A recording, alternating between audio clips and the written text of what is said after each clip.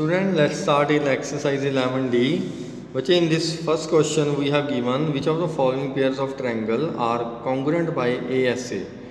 ठीक है, state the result in symbolic form. तो you can see यहाँ पे 60 है, यहाँ पे 60 है. ठीक है, दो एंगल इक्वल है, एक साइड इक्वल है. तो ये तो क्लियर ही है कि बाय ASA. तो फर्स्ट ऑफ ऑल आएगा A. आप चाहे इसको ऐसे लिख दो, angle A is equal to angle E. ठीक हो गया. And AB is equal to EF. And third one है angle B is equal to angle F. ठीक है, तो ये हो गया by angle side angle. You can say that ABC, A के कॉरस्पॉन्डिंग कौन सा है, ये ध्यान रखना. ए के कॉरस्पॉन्डिंग है E. ठीक है, और B के कॉरस्पॉन्डिंग कौन सा है F. तीसरा बच गया D.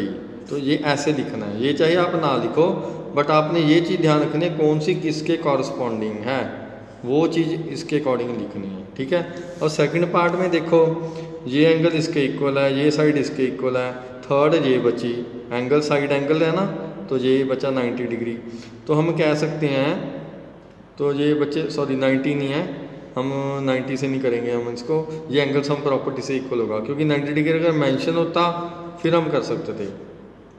देखो, ये वर्टिकली ऑपोजिट एंगल हो गया है ना, तो ये इक्वल हो गया. ये एंगल इक्वल है, ये एंगल इक्वल है. तो थर्ड एंगल कैसे इक्वल हो गया, बाय एंगल सम प्रॉपर्टी. तो you can say that angle B is equal to angle D by angle sum property of the triangle. तो अब देखो, ये एंगल इसके इक्वल है, ये साइड इसके इक्वल है, ये एंगल इसके इक्वल है. तो हम कह सकते हैं बाय ASA ट्रायंगल ABO या AOB कर लो एज यू विश. ठीक है, ABO लिख लो चाहे इसको ABO. अब A के कॉरस्पॉन्डिंग कौन सी साइड है, ये सिंगल एंगल C पे है, तो C आएगा यहाँ पे. B के कॉरस्पॉन्डिंग कौन सा है, D. ठीक है, तीसरा है O तो O ही है, कॉमन ही है दोनों में. तो हम ये कह सकते हैं ये कॉन्ग्रुएंट हो गया ऐसे. अब ये भी देखो, ये भी सेम है, दो एंगल तो सेम ही है, तीसरी कॉमन साइड आ गई. तो हम कह सकते हैं ट्रायंगल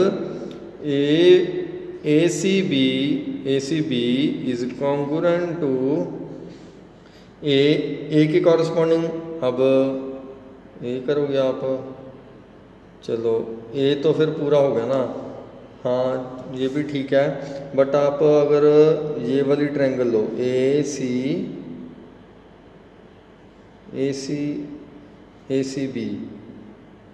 ACB में ये ऐड ही करना पड़ेगा आपको, और कोई कॉमन दिख नहीं रहा इसमें.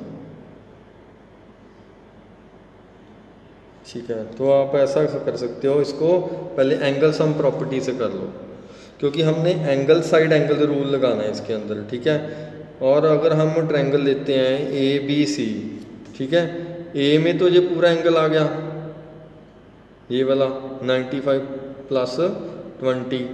तो A एंगल हो गया आपका 115, राइट.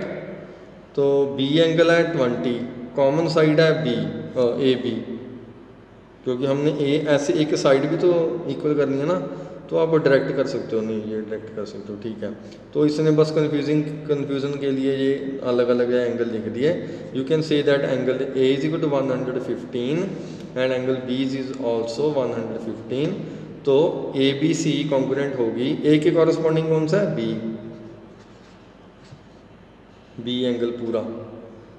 ठीक है, और साइड होगी आपकी, सॉरी C के कॉरस्पॉन्डिंग D हो गया, और B के कॉरस्पॉन्डिंग ये A हो गया.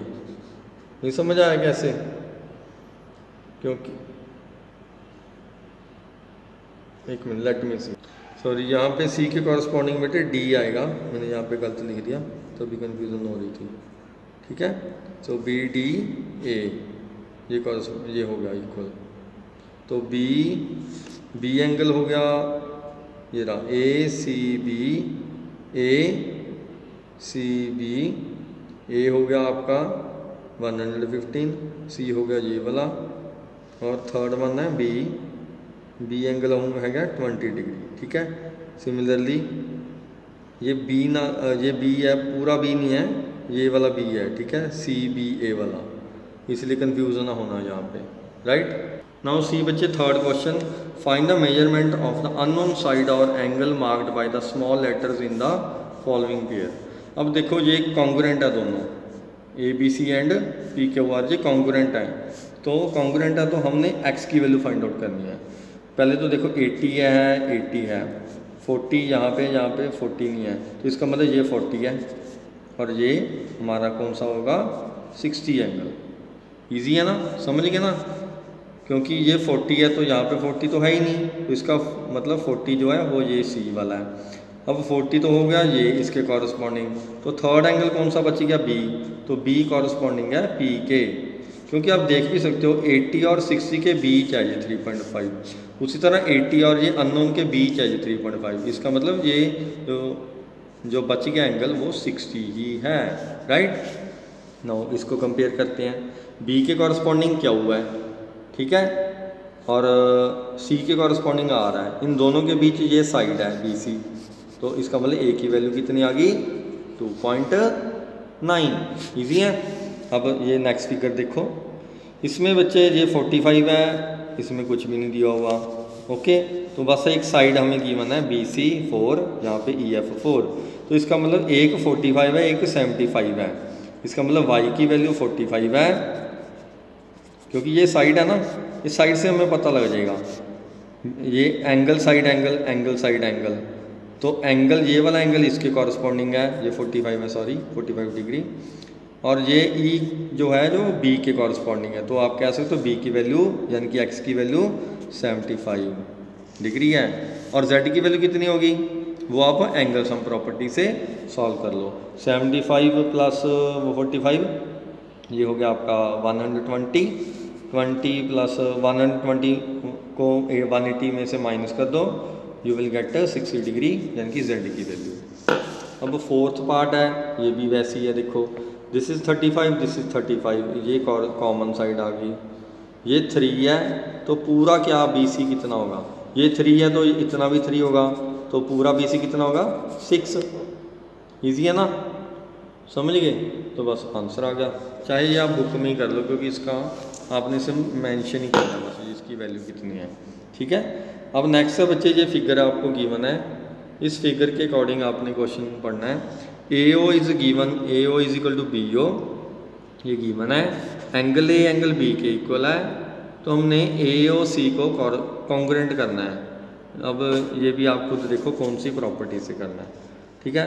तो हमें दो चीज़ गिवन है, तीसरी चीज़ क्या होगी, ये एंगल, क्योंकि ये वर्टिकली ऑपोजिट एंगल बन रहा है, ये क्रॉस बन रहा है ना, क्रॉस के बीच ये एंगल हो गया, तो आप कैसे, तो बाय एंगल साइड एंगल, यहाँ पे एंगल एक साइड एक एंगल, और ये कंटिन्यू चल रहा है, देख लो, एंगल साइड एंगल के अकॉर्डिंग ये कॉन्ग्रुएंट है, तो हम लिखेंगे angle A is equal to angle B, जो कि गिवन ही है, ठीक है। AO is equal to OB, ये भी गिवन है हमें, तो थर्ड एंगल हो, इसको 1 2 लिख लो आप, angle 1 is equal to angle 2, तो आप कह सकते हो by angle side angle triangle, यहाँ पे लिखा ना गिव रीज़न, ये यही वाला रीज़न है, भी कौन से रीज़न के अकॉर्डिंग आप कॉन्ग्रुएंट कर रहे हो, ये सॉरी ये तो एंगल पूछ रहा है, ये पहले कॉन्ग्रुएंट करते हैं, पहले कॉन्ग्रुएंट हो गया by angle side angle AOC is congruent to triangle BOD, ये कॉन्ग्रुएंट होगी।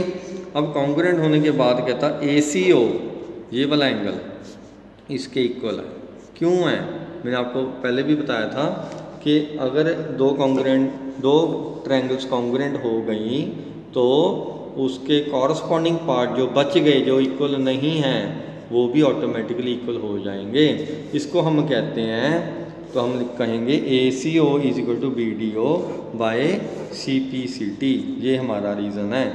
CPCT की फुल फॉर्म CPCT की फुल फॉर्म होती है corresponding parts of congruent triangles, कि कॉन्ग्रुएंट ट्रायंगल के जो कॉरस्पॉन्डिंग पार्ट्स जो कि पहले इक्वल नहीं थे बट कॉन्ग्रुएंट होने के बाद वो इक्वल हो गए, तो ये है उसका रीज़न। अंडरस्टूड।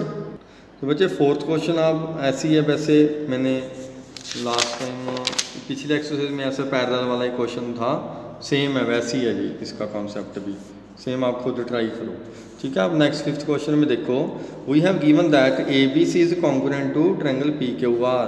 तो ए सी की वैल्यू फाइंड आउट करो। अगर ये कॉन्ग्रुएंट है, ये देखो इसका मतलब बी कॉरस्पॉन्डिंग है क्यू के, क्योंकि ये इक्वल है, सी कॉरस्पॉन्डिंग है आर के, ये बी सी क्यू आर के इक्वल है ही है। तो हम कह सकते हैं कि by simplicity A C is equal to P R. अगर ए सी पी आर के इक्वल है तो यू कैन से दैट ये इसके इक्वल होगी। इसका रीज़न आप लिखोगे सिंपलिसिटी, ठीक है ना। ओके, अब ये इसके इक्वल होगी क्योंकि बाई सिंपलिसिटी। अब x की वैल्यू क्या होगी, x को इधर ले आओ, माइनस हो गया, ये 1 उधर आके प्लस हो गया, तो 2x is equal to 6, x is equal to 3, ये आंसर आ गया हमारा। बस इजी है ना। नाउ लास्ट पार्ट रह गया हमारा 6 question. We have given that कि ये गिवन है, ये 6 है, ये परपेंडिकुलर है और ये हमें दी नहीं हुई, हमें x की वैल्यू भी फाइंड आउट करनी है। ठीक है, तो ये कैसे होगा देखो, फर्स्ट ऑफ ऑल प्रूव करेंगे सी डी ई इसके कॉन्ग्रुएंट है। कैसे, ये 90 है, एक एंगल हो गया, ये साइड गिवन है हमें, ये साइड होगी, तीसरा एंगल हो गया ये वाला वर्टिकली ऑपोजिट एंगल। तो first angle C is equal to angle B, ठीक हो गया। पहले ट्रायंगल का नाम लिख लोगे ना आप, C D E and C E D and B E A, ये ट्रायंगल लिख के उसके बाद लिखोगे angle C is equal to angle B. क्यों है ये, क्योंकि गिवन है हमें 90 है। उसके बाद क्या लिखोगे आप, C E is equal to B E. क्यों है ये भी गिवन है क्योंकि इक्वल है, दिख रहा है हमें इक्वल है। ठीक है, थर्ड वन हम लिखेंगे angle 1 is equal to angle 2। क्यों है ये एंगल 1 एंगल 2 के इक्वल, क्योंकि ये वर्टिकली ऑपोजिट एंगल हैं। तो therefore we can say that triangle C E D is congruent to triangle B E A. अगर ये कॉन्ग्रुएंट है तो हम कह सकते हैं by simplicity C D is equal to B A. अगर ये इक्वल हैं तो इनको इक्वल करके हम x की वैल्यू भी फाइंड आउट कर सकते हैं, है ना, जैसे पिछले क्वेश्चन में किया था। तो इनको इक्वल करके आप x की वैल्यू फाइंड आउट कर लो। तो आई थिंक ये लास्ट क्वेश्चन है इस एक्सरसाइज का। यस, तो thank you everyone. Next exercise बाद में डिस्कस करेंगे। Thank you.